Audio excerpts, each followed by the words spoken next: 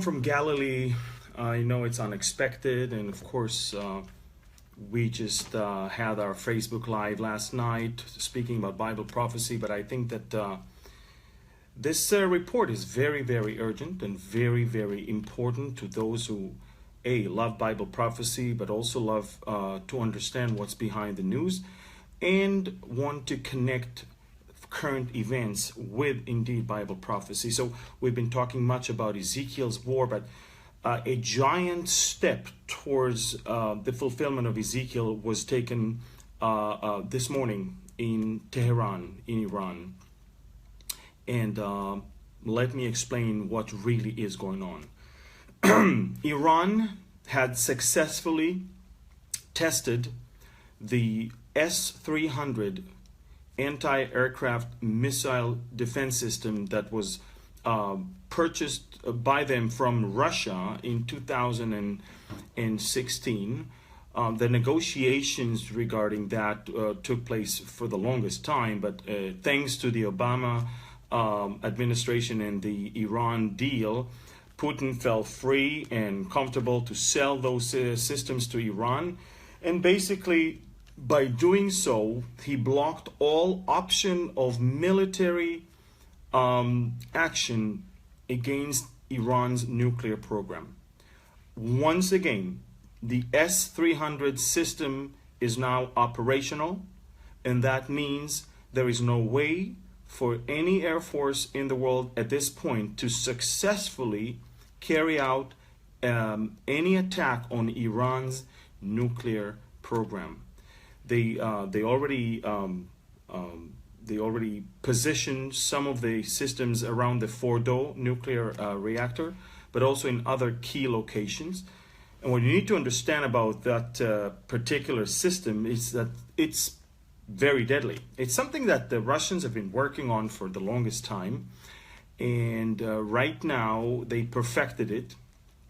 This missile system can detect with a very sophisticated radar aircrafts or cruise missiles that are coming from hundreds of miles away, and it will shoot at the same time multiple rockets, not one, not two, many, to destroy simultaneously many targets. That is the last, I would say, nail in the coffin of the Obama administration's effort to prevent any military action from Israel's side to put an end to the nuclear effort of Iran. Now, let me make it very clear. Why am I so excited, but also why am I a little bit anxious to share that with you? For the longest time, I thought that obviously Israel won't be able to destroy the nuclear reactors of Iran because they learned they learned the lesson from the Iraqi nuclear reactor and the Syrian one. They spread their different nuclear program facilities in so many different locations that one wave of air raid won't really do any damage. It might damage one place, but all the others will still remain operational. And this is exactly what made things very complicated for us. Now, Israel has been trying behind the scene to get approval from America to go and to attack that nuclear reactor and several other facilities over there. The U.S. under Obama said no. Believe it or not, but Saudi Arabia allowed us officially to use their airspace on our way to carry out that mission. The Saudis have more reasons to be afraid of Iran's nuclear weapon than Israel, because the biggest war in the world of the Muslims is the Sunni Shiite war, and of course Saudi is the leader of the Sunnis and Iran is the leader of the Shiites. So the Saudis are very, very unhappy, and that explains the very interesting warming up of the relationship between the Saudis and the Israelis right now. But my point is this: if you read carefully Bible prophecy, you know that if anything, Damascus is the one that is going to be destroyed and not Tehran. And if anything, Iran is going to launch an attack on Israel, joining obviously Russia and Turkey. So my point is that what we see now is the last nail on that coffin of a potential Israeli attack on Iran. And we also can see that there's a good possibility of a nuclear exchange in the Middle East if you carefully, between the lines, read Ezekiel's prophecy regarding the type of weapon that has to be buried for how many years and all of that. My point is that we made a giant step forward right now towards two things. One, the Iranian-Russian collaboration that eventually will be against Israel. You know, Russia may not talk against Israel, but Iran every day and every night is vowing to destroy Israel. Two, the Russians are obviously not going to attack Iran for using their own system because they sold it to them.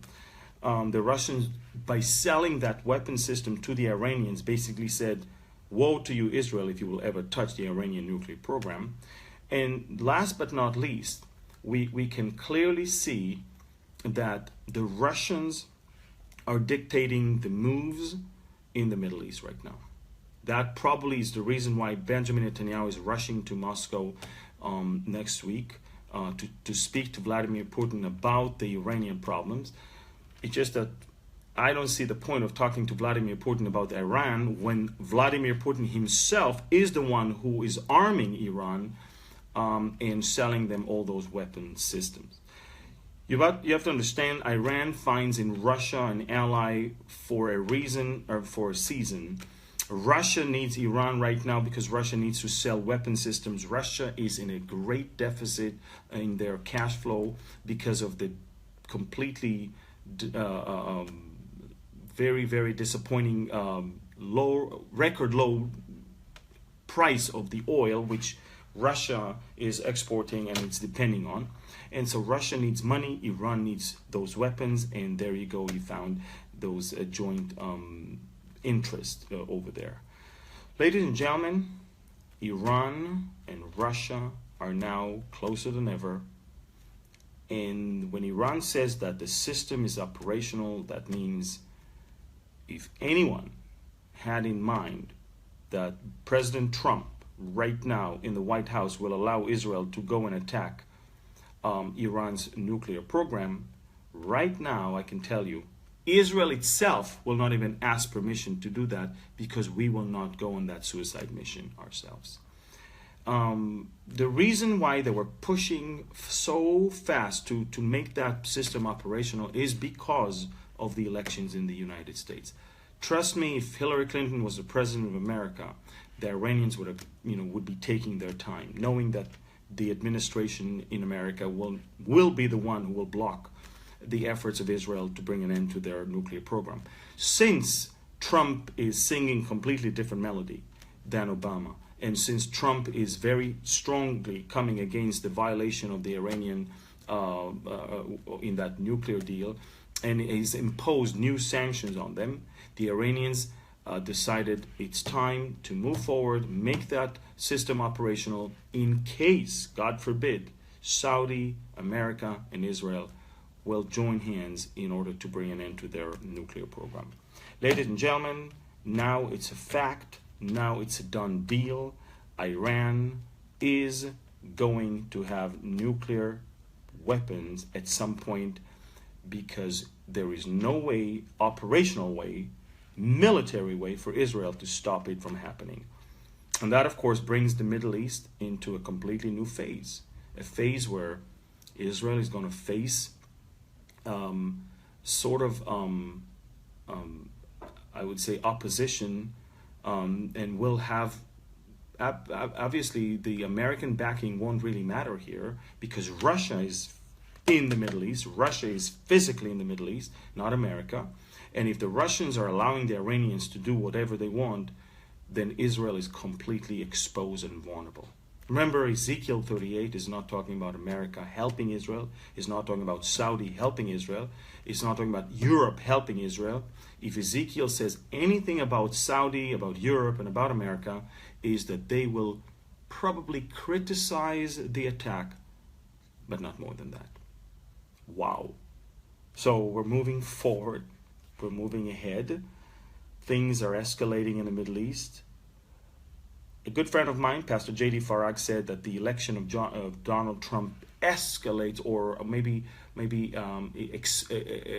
expedite Bible prophecy, and that's exactly what happened. You can see that it's because of Trump's election that the Iranians are now rushing to test those missile system and to make it operational, just in case Trump will somehow allow Israel to do something there.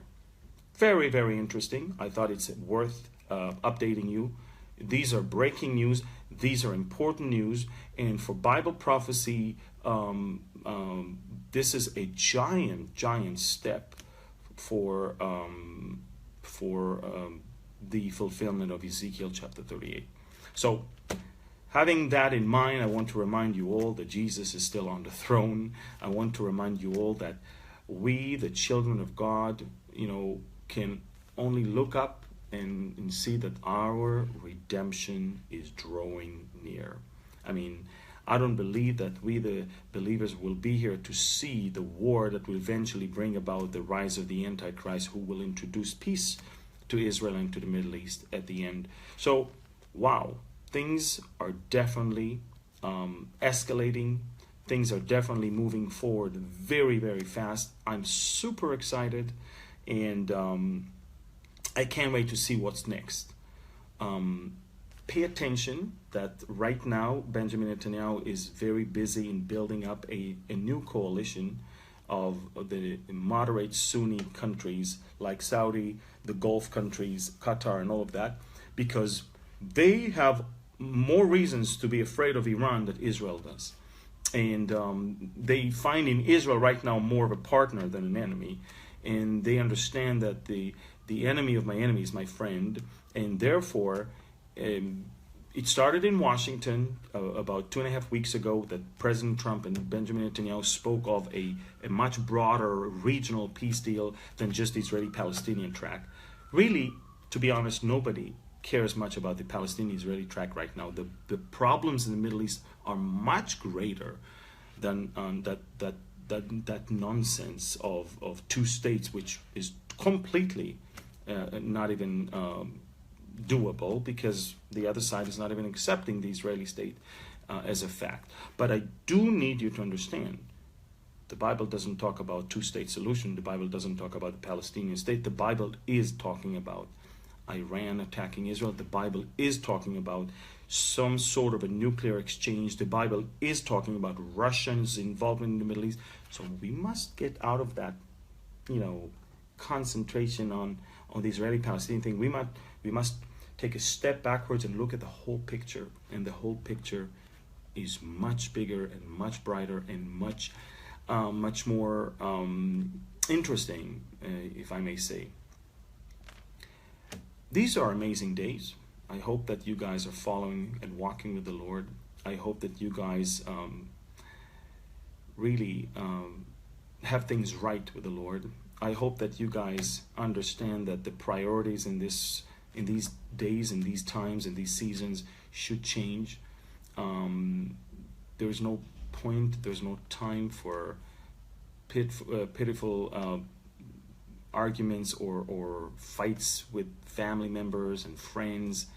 This is the time to get serious with your walking with the Lord. This is the time to move forward with your effort to be about our Father's business. This is the time to spread the gospel. This is the time to spread the hope that we have, the blessed hope that we have, that the rapture of the church is soon to happen. Now, I can't even imagine how many, or I can't even tell you how many people write me about how they don't think the rapture is biblical.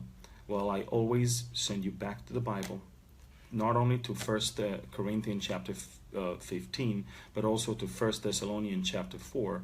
The rapture not only that is biblical, but it's probably the only hope for the believers in this wicked, fallen, and miserable world.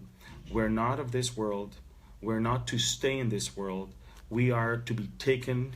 He's coming to take us unto himself. So where he is, we will be. And of course, when he comes back after the tribulation, behold, He comes back. The Lord is coming back. His feet are standing on the Mount of Olives. He comes back, and his saints are coming with him. I'm super excited about that, but again, we have to understand the times. We have to understand the seasons. We have to see what's going on. This piece of news of Iran saying that the S-300 system is operational, that they have literally blocked all potential military action against their nuclear program. This is major news. It affects not only the region but the whole world. And I want you to understand that now they will be bolder, they will be more defiant, they will be more, I would say, courageous to defy the world, to basically do whatever they want, because that sword above their neck of we might destroy your nuclear capabilities is no longer there. This is it. Now I know that Israel, for the longest time already took other alternative ways of harming and somehow postponing and sabotaging the nuclear program of Iran. I know personally that, at some point, instead of sending F-16s or F-15s, we actually sent emails with attachments that were deadly for their systems. But we will continue in our effort in the cyber world. But again, the military option is probably off the table. And these are big news. And therefore, we don't hear about Persia being destroyed. We hear about Damascus being destroyed, and we hear about Persia joining Rosh and joining Turkey, Gomer and Togarmah, and actually coming against Israel. What an amazing time. I just thought I should report that to you all, and you guys have a blessed Sunday. I'm so thrilled and so encouraged to see so many of you that are engaged in this effort to spread the news of Behold Israel. And as you know, I announced a raffle yesterday, and if you guys will go on our Facebook page and follow and like and share with as many people, and if you guys go on Instagram and follow us and share, and if you guys go on our website and subscribe on our newsletter, and if you guys go on also Twitter and like us and retweet our posts, you will enter into that raffle, and the first prize of that raffle is a free tour with me in Israel in 2018. Most likely, I will have you come to the November 2018 tour where Pastor J.D. Farag and myself are hosting a Bible prophecy study tour. Two more prizes are in store. If you cannot make it, or if you didn't win the first one, you still have a chance to win a flight to Minnesota to attend the Understanding the Times conference of Jan Markell and Olive Tree Ministries. We will pay your way and you stay there, and you will have lunch with me, and we'll talk about Bible prophecy right there. And if you didn't win that one, the last one is a package full of resources of Behold Israel's teachings, of my teachings, and even a Bible, an Hebrew English Bible with a nice dedication and my own signature. And if my book, The Last Hour, will come out by then, I'll send you a free copy signed by me. So I encourage you to sign up on the newsletter on our beholdisrael.org, to register also and subscribe on our YouTube channel, Behold Israel. Go on our Instagram, Behold Israel, one word, follow and like. And of course, you can do it on Facebook and Twitter as well. The reason why we do that, we want a message to go out to as many people as possible. And if on the way we can bless you, and if you can't make it to Israel, if you cannot afford a tour to Israel, we can help you to, bring that dream come true. Why not? I love you guys from Galilee, and I wish you a happy Sunday. And I know in Asia it's almost Monday right now, but again, happy Sunday, and have a blessed week ahead of you. And if things will change, if something is going to happen, I won't hesitate to come back live on Facebook, which will later on be on YouTube, and update you. Thank you. God bless you. Get the app. Download the free app, Behold Israel, and get the news every day from the land of Israel. It's news that I believe you as Christians should know, and the media in your countries probably won't report that. Thank you again. God bless you, and shalom from Galilee. Bye-bye.